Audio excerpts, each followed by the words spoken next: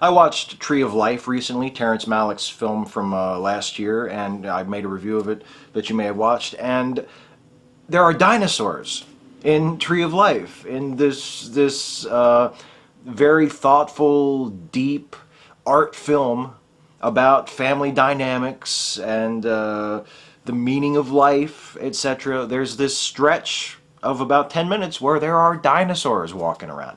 And of course, after I saw that movie, I thought, I really need to watch Jurassic Park again. Something about seeing the dinosaurs, seeing the CGI dinosaurs walking around on screen made me want to watch Jurassic Park. So that's what I did. And now I feel compelled to talk about it because Jurassic Park is one of those films, kind of like the Batman films, by which you can chart the progress of my taste as a consumer, as a cinephile, what have you, a movie lover. When Jurassic Park came out, and I was 12 or 13 years old, oh, it was just the greatest thing I had ever seen. I mean, the special effects were revolutionary at the time, and still hold up today. I mean, nothing to be embarrassed about at all. And that's like a 20-year-old movie. Very well done. The score, John Williams had this big, epic, soaring score that was just beautiful. I had the soundtrack album. That's how much I really liked the score to Jurassic Park.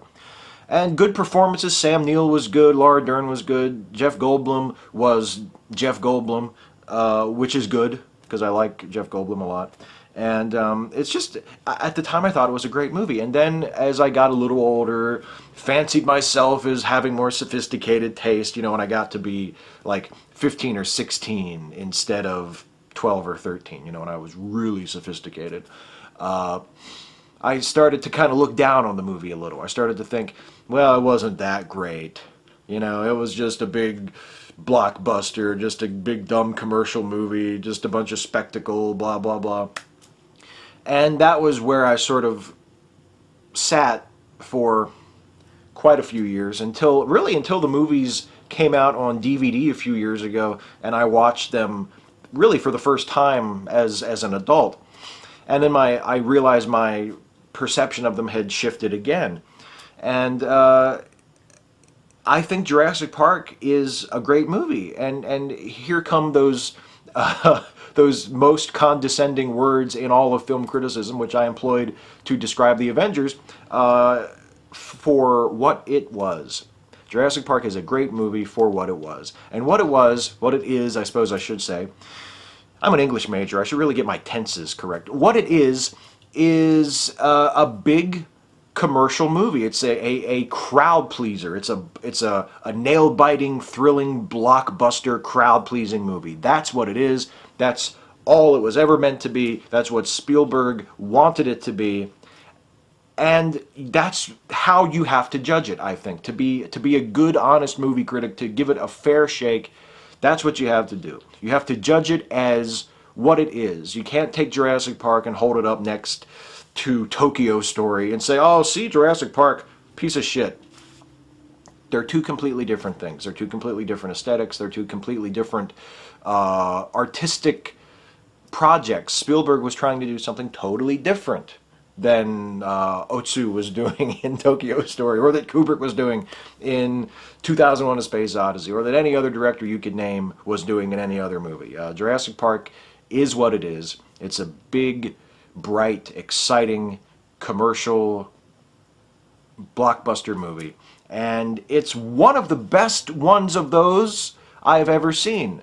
For what it is one of the best examples of what it is that there is. There's filmmaking here of a high order. There's a great amount of technical skill being put to work here. Not obviously in terms of the CGI artists, the model makers, the set designers, all of the stuff that allows the dinosaurs to come plausibly to life. And that is still, 20 years later, that is still a hell of a moment when the first dinosaur is revealed, when they arrive on the island and they get out of the Jeep and there stands the giant Brachiosaurus. That is still quite a moment for me. The T-Rex still looks really, really impressive. The Raptors are still terrific villains. It all still works, and that's that technical aspect that makes it work, and it's also the fact that Steven Spielberg is just one of the most visually gifted filmmakers and one of the most adept storytellers in the history of cinema. Say what you will about how commercial his stuff is. Say what you will about how he's he's middle of the road and he's mainstream. Talk about his failures, talk about his shortcomings, but never forget that this is also the guy who made Schindler's List. This is the guy who made Raiders of the Lost Ark. I mean, if you look at his filmography, it's very eclectic. It's smaller, more serious films like Schindler's List, like Munich. It's more serious science fiction type stuff like Minority Report. It's more crowd-pleasing stuff like E.T. or Close Encounters or Jurassic Park. I mean, he has a very wide range, and everything he does is distinguished by his confidence, by his style, by his technical expertise. He is absolutely a great filmmaker. It makes no sense to me to ever discount Steven Spielberg as a filmmaker. And it's not to say I love everything the guy's ever done, because I don't. But he is absolutely a genius. And Jurassic Park is a great example of that. I mean, we can talk about the Spielbergian tropes, the pushing in on the subjects, the people looking up or looking off screen. He does that a lot. Those are things that are signatures of his style. But the reason he does that shit is because it works. It works. Spielberg understands the same thing that Alfred Hitchcock understood, that there is no shame in being a manipulative director as long as you're good at it and as long as you have a light enough touch so that people don't realize they're being manipulated until the movie is over. You can think back on it after the fact and go, wait a minute.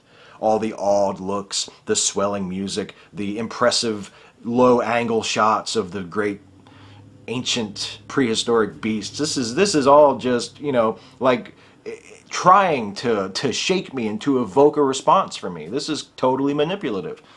And it is. But hopefully you don't notice that while you're watching the movie. You think about that later. A more ham-fisted director would give it away while you're still watching the movie. I mean, the moment I always think of as like an example of really, really clumsy audience manipulation is the moment in Titanic when Leo and Kate Winslet are on their way rushing to get off the boat, and the corridor is being flooded, and there's just like this little kid standing there all by himself crying.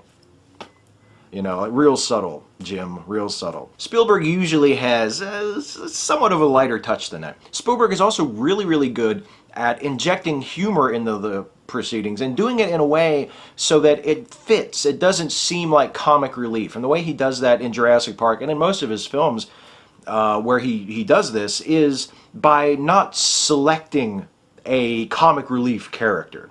Everybody has their comic moments in Jurassic Park. Now, obviously, Jeff Goldblum gets most of them. Jeff Goldblum's character and his personality gets a lot more laughs, has a lot more jokes, a lot more funny moments than the other characters. But everybody has their moments where they get to do something funny.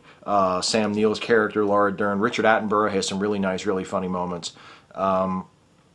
And it helps it feel like it's all very cohesive. It's all part of the same thing. There's not just one funny character doing pratfalls and telling jokes and mugging.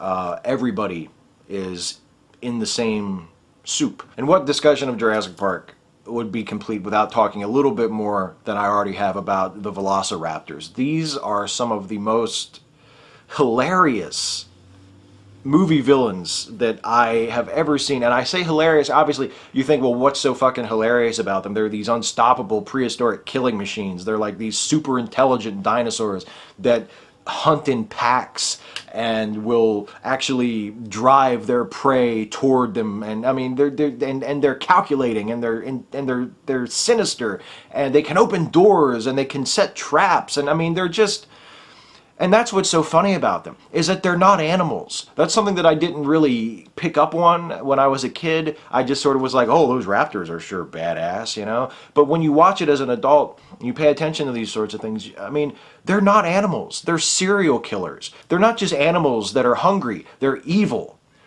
And they take such enjoyment out of going after the humans. I mean, there are multiple shots of the raptors where they're smiling. And you'd say, oh, well, it's just the shape of their head. But come on, they're smiling, they're showing their teeth. They look just so pleased with themselves to be killing these people.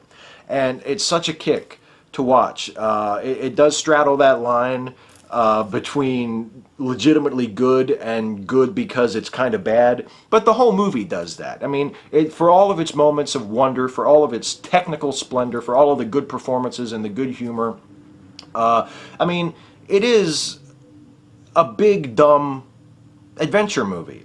It's not high art. It shouldn't be judged as high art. There are some cheesy moments. There are some moments where you think, you know, you look at it and you can appreciate it ironically. I mean, there are things that come to mind like man, these are like the hungriest dinosaurs ever. I mean, these are dinosaurs that they eat like 3 or 4 people, and they're still hungry for more. Hungry enough that they will chase after jeeps, and they'll go into buildings to find people. I mean, it's the sort of thing that when you think about for 3 or 4 seconds, you realize, well, that doesn't make any sense at all. Why would these animals behave this way? Why would these people be doing these things?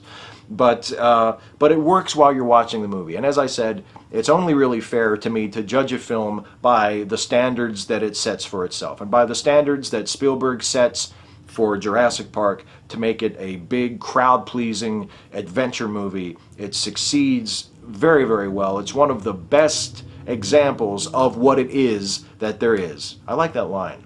I'm going to use that again.